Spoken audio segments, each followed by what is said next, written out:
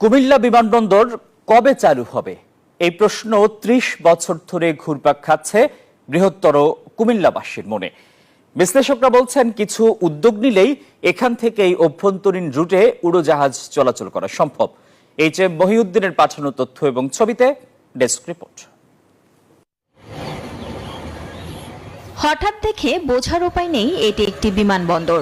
সড়কের বেহাল দশা, অধিকাংশ এলাকায় চাষ করা হয়েছে গরুর ঘাস।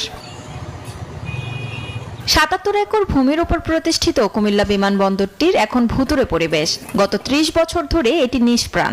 বর্তমানে প্রতিবেশী দেশ ভারত সহ বিশ্বের বিভিন্ন দেশের ৩০ থেকে ৩৫টি বিমান দৈনিক সিগন্যাল ব্যবহার করছে।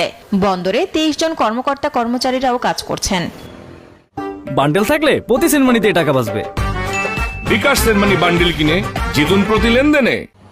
শুধুমাত্র রানওয়ে কার্পেটিং, ফায়ার ব্রিগেড ও এয়ারক্রাফটের সঙ্গে যোগাযোগ করার জন্য টাওয়ারে বিএইচএফ সেট করলে এই বিমানবন্দর থেকে অভ্যন্তরীণ রুটে বিমান চলাচলে বাধা থাকবে না জানিয়েছেন সংশ্লিষ্টরা। এখন সময়ের দাবি হিসেবে কুমিল্লা সহ বাংলাদেশের সকল বিমানবন্দরগুলো যেগুলো আগে ব্রিটিশ আমলে চালু আছে মিনিমাম সেগুলো চালু হওয়া দরকার। বিভিন্ন ব্যবসা বাণিজ্যে কুমিল্লার জনগণ ভালো, দেশের জিডিপির প্রবৃদ্ধির হার বৃদ্ধি করেছে। এই জন্য আমি চাই অতি সত্বর এই সকল ষড়যন্ত্র কবল থেকে মুক্তি পাক, কুমিল্লা বিমানবন্দর চালু হোক। কুমিল্লা বাংলাদেশের মধ্যে সবচেয়ে সোর্স অফ ইনকাম হলো কুমিল্লা।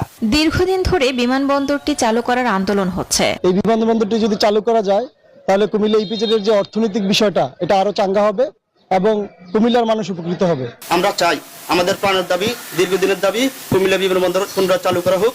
এটাই আমাদের একমাত্র চাওয়া। বিদেশি বিনিয়োগকারীদের যাতায়াতের কথা বিবেচনা করে কুমিল্লা বিমানবন্দর পুনরায় চালুর উদ্যোগ নিতে সরকারের কাছে দাবি জানিয়েছেন সচেতন মহল। Desk report, news 24।